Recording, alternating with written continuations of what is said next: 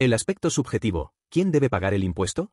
Hasta aquí, entendimos qué tipo de hechos generan la obligación tributaria. Ahora es momento de preguntarnos, ¿a quién se le exige el cumplimiento del impuesto? Dicho de otro modo, ¿quién es el sujeto alcanzado por la ley? Este es el aspecto subjetivo del hecho imponible. Y aquí entran en escena todos los tipos de contribuyentes que pueden estar obligados a pagar el impuesto a las ganancias. Vamos a recorrerlos de forma clara, para que no queden dudas. Personas humanas. En primer lugar, las personas humanas. Son los individuos de carne y hueso, residentes en la Argentina. La ley presume que todas las ganancias que obtenga una persona humana están alcanzadas por el impuesto, salvo que se trate de ingresos exentos o no gravados expresamente. Incluso aquellos que no tienen capacidad plena, como menores de edad o personas con capacidad restringida, pueden ser contribuyentes, siempre que obtengan rentas en las condiciones previstas por la ley.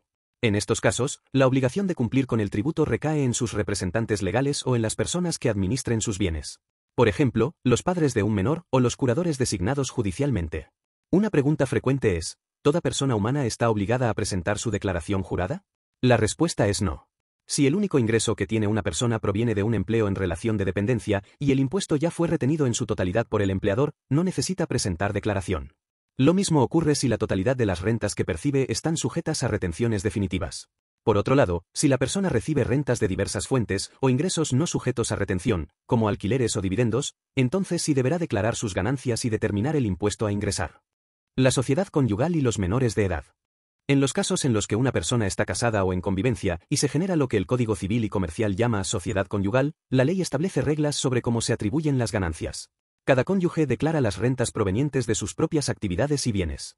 En caso de bienes adquiridos en conjunto, si no puede determinarse quién aportó qué, se presume que ambos lo hicieron en partes iguales. Un detalle importante, si esos bienes fueron declarados antes del 1 de enero de 2018, se puede optar por seguir aplicando las reglas anteriores.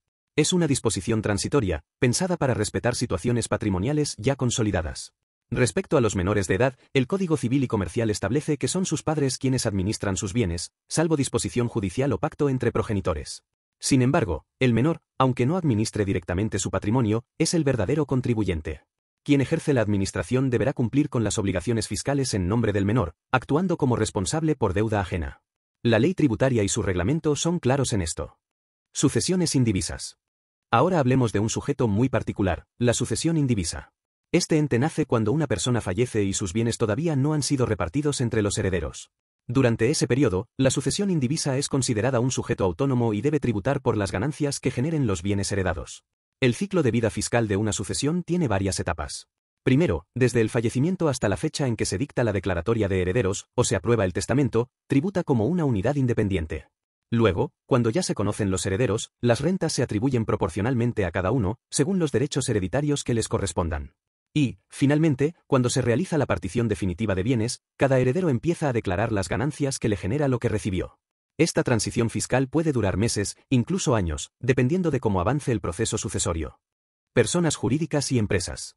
En el mundo empresarial, la situación es más compleja.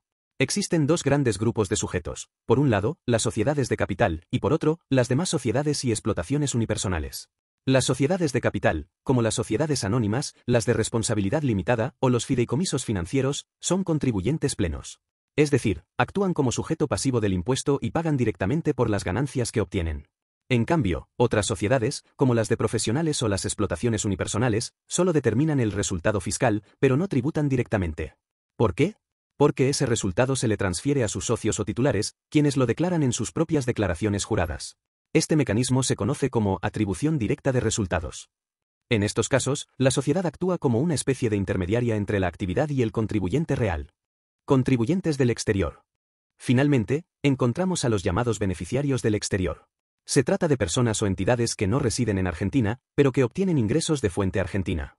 En estos casos, también pueden estar obligados a tributar.